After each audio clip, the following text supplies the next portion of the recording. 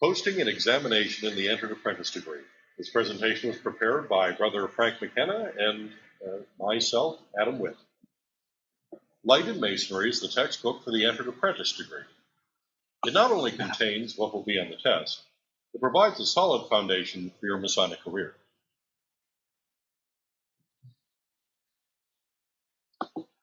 In the closing that came after initiation, the senior warden was challenged to answer.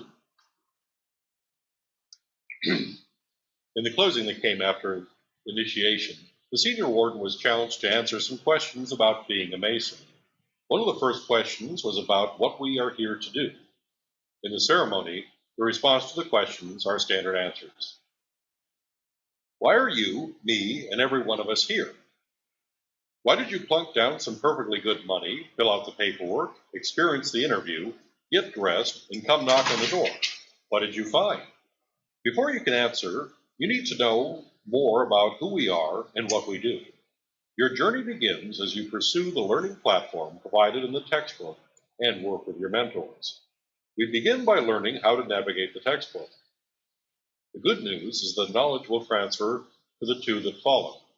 Let's look at how the book is organized. The book has 4 sections. All of them are important. Let's start with the objective of light in Masonry. There are 8 objectives listed. Number 7 is the suitable examination of what was learned in the first 6. A brother told you at the end of the first lecture that he explained all the forms and ceremonies of your initiation. There are those that remember everything he said. Most of us might remember that it happened. Understanding the forms and ceremonies of your initiation is important. While the word count is finite, what it means to you is potentially infinite.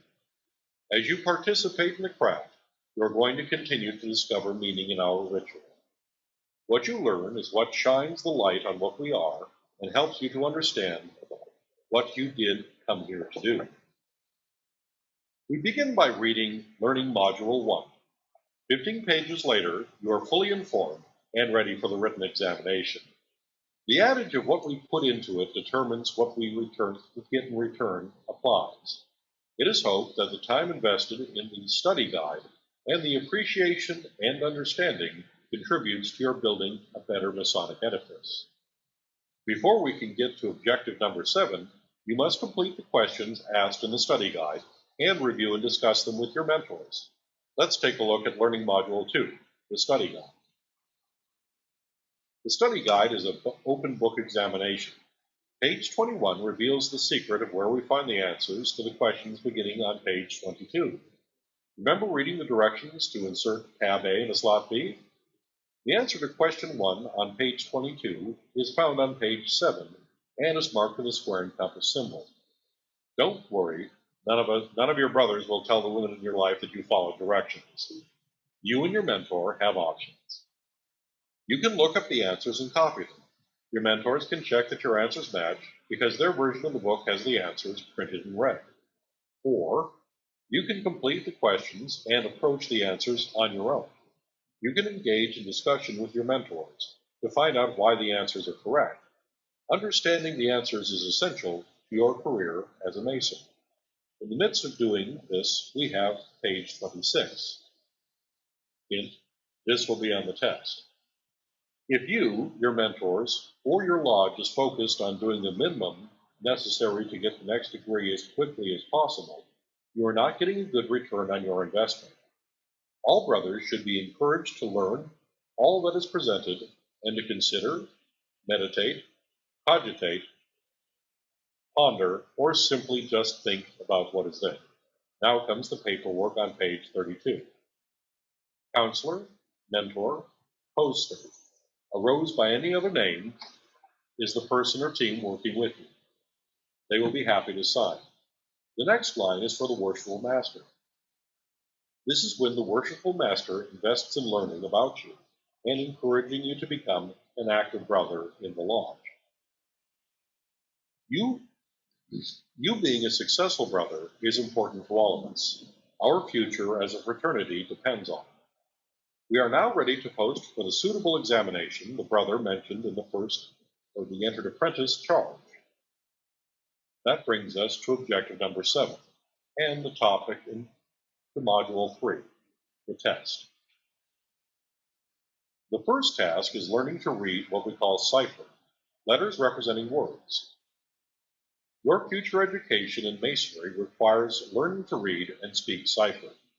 The modes of recognition are not written and are to be learned and performed with proper precision.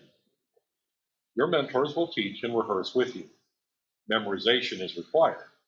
Many fear memorizations. Reluctance, if not refusal, to memorize is the prevalent excuse for not moving forward to the next degree and for not wanting to participate in our ritual.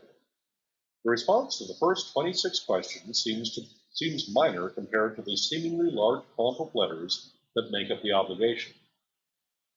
It is this obligation that makes you a Mason and our brother. In signing a contract to make a major purchase, you are reminded to understand the terms and penalties and repercussions of not honoring them. The contract for a major purchase must be taken seriously. Your obligation should also be taken seriously. You sign the major contract because what it provides is worth it to you. Same here. You repeat the obligation or explain it. What is the best way for you to understand the contract you made to be a Mason? The goal for you is to understand your obligation, and you do or do not what is promised. What is it that you want? What are you going to get from your effort? That is, or ought to be, objective 8. Consider the words of an alternate closing prayer.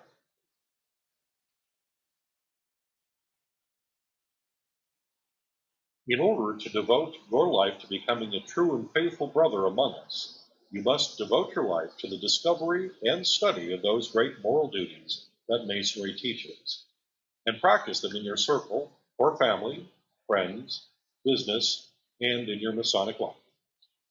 Thank you.